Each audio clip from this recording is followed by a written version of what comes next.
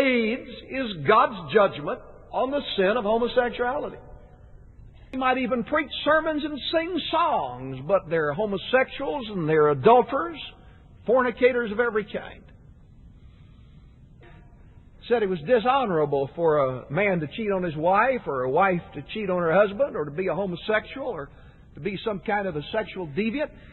And the gods of the pagans involved bestiality and prostitution and homosexuality and all these things that were done in their worship, if you can believe that. Kind of perversion, homosexuality, all kind of perversion resulted. Inordinate affections, that's perversity, like lesbianism and homosexuality. God has already decreed that homosexuality is an abomination. The Scripture says so. That's what it calls it. The survivor of all survivors, a homosexual guy who prides himself in running around naked on an island, being a national hero. I was appalled at their national convention this summer when they took great pains to parade a homosexual congressman and give him a speaking opportunity and made much ado over him. President Clinton declared June to be Gay Lesbian Month in America. I want to read you a paragraph of that proclamation. I don't have time to read the whole thing. Here's what the President signed his name to. This June, recognizing the joys and sorrows that the gay and lesbian movement has witnessed and the work that remains to be done, we observe Gay and Lesbian Pride Month and celebrate the progress we have made in creating a society more inclusive and accepting of gays and lesbians. I hope that in this new millennium we will continue to break down the walls of fear and prejudice and work to build a bridge to understanding and tolerance until gays and lesbians are afforded the same rights and responsibilities as all Americans. God will have to apologize to Sodom and Gomorrah if He allows a nation that wants to give special privileges, wants to recognize as normal a perverted lifestyle that the Bible declares to be sin. Because God destroyed Sodom and Gomorrah for accepting that kind of a society. God hasn't changed. The problem is not that they don't have rights, that they want special rights. They want the rights to pedophilia.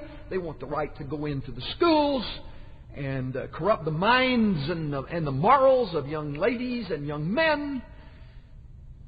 They want the right to push their agenda on this society. That's what they want.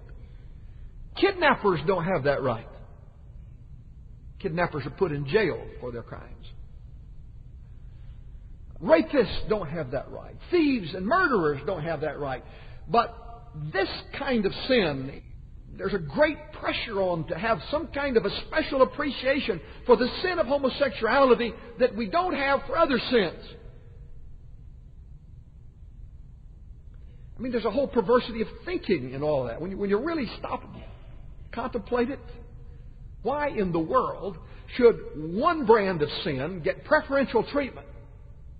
And why should all of society be asked to move over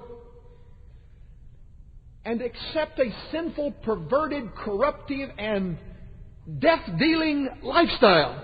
It is that. Why should we be asked to accept that and run the risks of all that?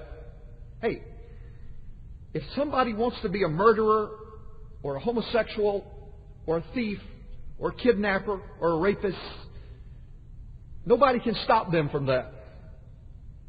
But don't ask law-abiding citizens to sanction that and to appreciate that and to approve that and to make special laws protecting that. There's the problem.